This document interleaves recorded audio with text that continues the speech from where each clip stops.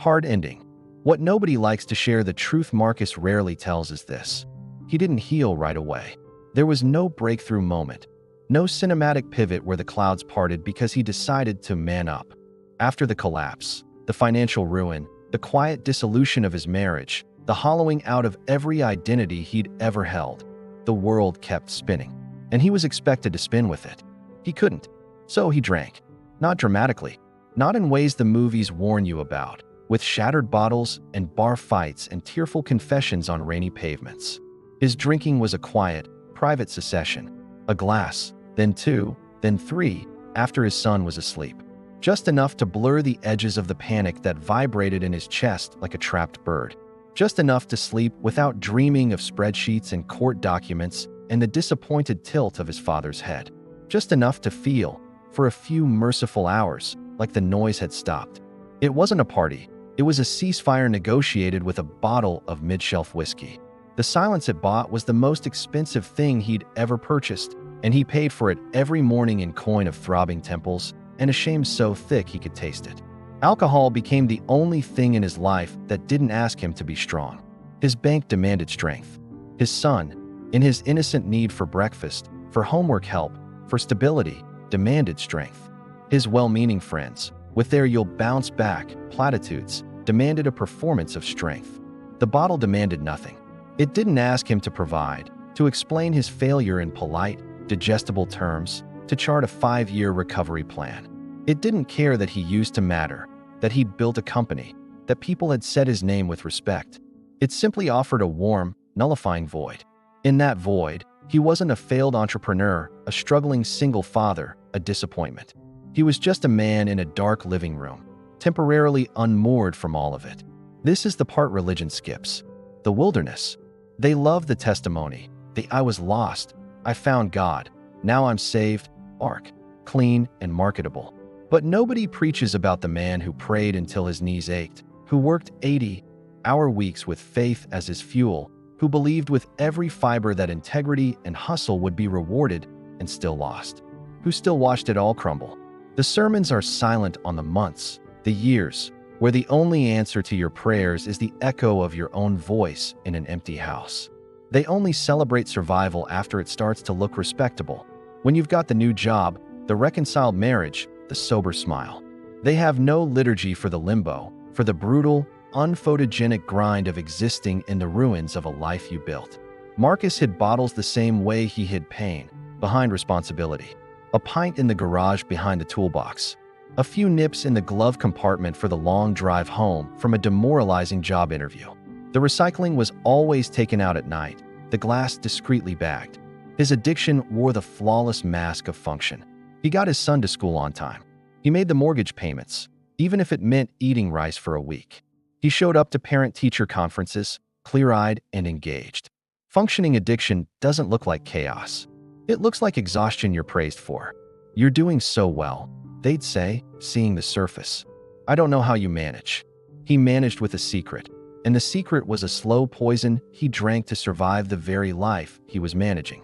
Some nights, after the house was silent, he'd sit alone in the kitchen, the only light from the stove hood, and the thought would rise, unbidden and corrosive: I did everything right. He followed the rules. He worked hard. He was faithful. He provided. He sacrificed. The formula was supposed to guarantee a certain life. And then the darker, more terrifying thought would follow, the one that unraveled his entire understanding of the universe. So why am I still paying? It wasn't a question of anger, but of profound disorientation. If the map was wrong, then he was truly, terrifyingly lost.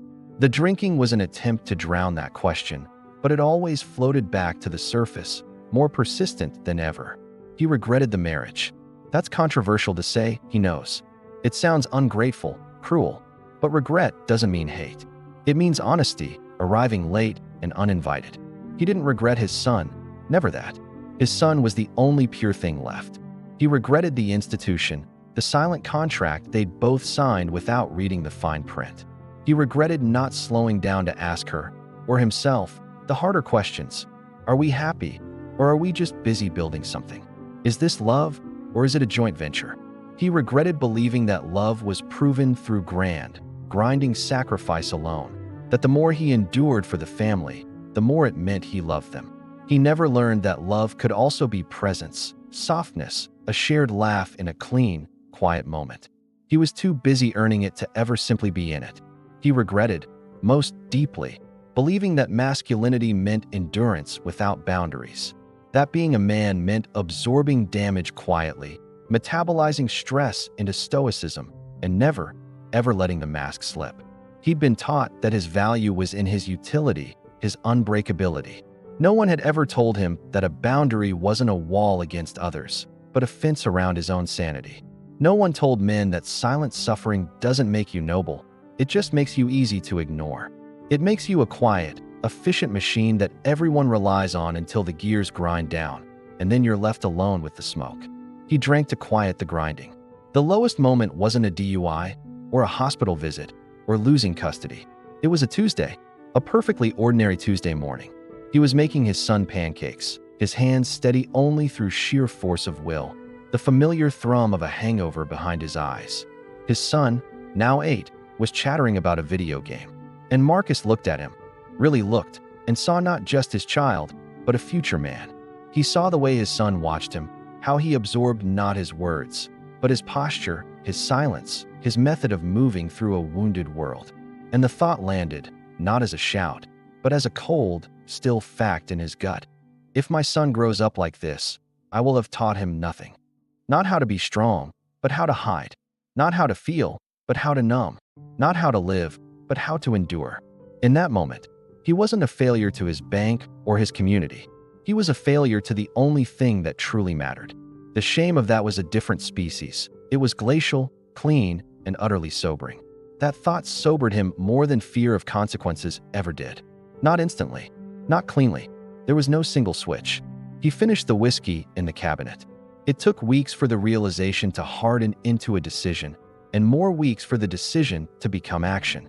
Recovery, he learned, isn't a montage set to inspiring music. It's repetition. It's waking up with the old craving singing in your blood and choosing water.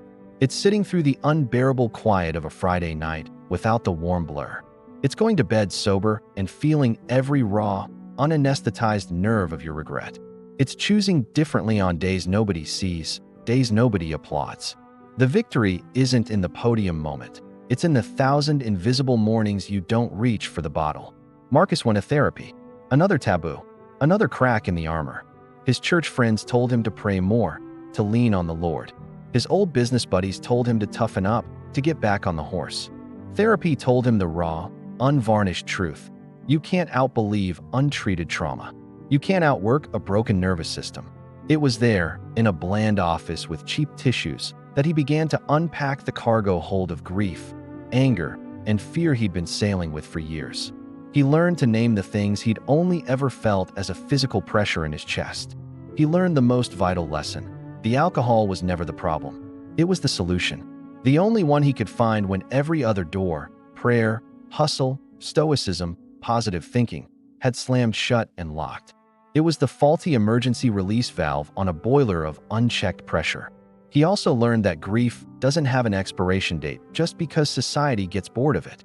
The world gives you a week, maybe a month, for processing. Then it expects you to be functional, to be optimistic. His grief for his lost business, his lost marriage, his lost self had been forced underground, and it festered there. Therapy was the excavation. Recovery cost him friendships. This was a brutal, unexpected tax. Some people genuinely preferred the broken version of Marcus, the one who was going through a rough patch, but was still one of the guys, still willing to numb out, still not challenging anything. The sober, questioning, healing Marcus made them uncomfortable. His honesty held up a mirror to their own compromises. When he stopped laughing at jokes that weren't funny, stopped nodding along to toxic advice, stopped being available as a drinking buddy for shared misery, some faded away. Their parting shot was often, "You've changed, man." He had. That was the point. He stopped chasing approval. This was his real declaration of independence. He stopped seeking it from churches that only loved polished testimonies of victory. He stopped seeking it from corporate systems that only valued him as a unit of output. He stopped seeking it from relationships, romantic or otherwise, that were built on his potential, on what he could provide or become, rather than on his simple, flawed, present self. He resigned from every panel of invisible judges he'd been performing for his entire life. Marcus rebuilt slowly. There was no sudden windfall. Debt was paid down in agonizing, monthly increments. His body, long abused with stress and alcohol, was cared for with walking, then running, then weights, not for glory, but for basic maintenance. His mind was retrained, thought by thought, to recognize catastrophic thinking, to soothe anxiety without a chemical crutch. This wasn't a new man transformation, the kind sold in self-help books. It was quieter, more fundamental. He was becoming a man who finally, fully belonged to himself, not to his past achievements, not to others' expectations, but to the conscious, responsible, present owner of his own life. Here's the ending nobody claps for, the one that doesn't make for a good reel or a sermon illustration. Marcus is ordinary now. No stadiums full of people waiting for his advice. No chance of his name. No viral miracles. No dramatic comeback stories splashed across magazines. He has a decent job, not an empire. He has a quiet, respectful co-parenting relationship. He has a small, real circle of friends. He has Thursday night dinners with his son, where they talk about school and space and nothing of consequence, and it is everything. He has peace. And peace, it turns out, is the most radical thing of all. In a world that profits from men being perpetually empty. Empty so they'll buy more, strive more, numb more, compete more. A man who is full, who is quiet, who is content with the ordinary, is a quiet revolution. He is no longer a consumer of the cure for a disease he's encouraged to have. He is simply present. He is healed, not because the scars are gone, but because he knows their story. He is free, not because he won, but because he stopped fighting the wrong war. The noise never really stops, he knows that now. But he has learned, at last, to hear the music beneath it. Like, share, comment, and subscribe for more interesting stories.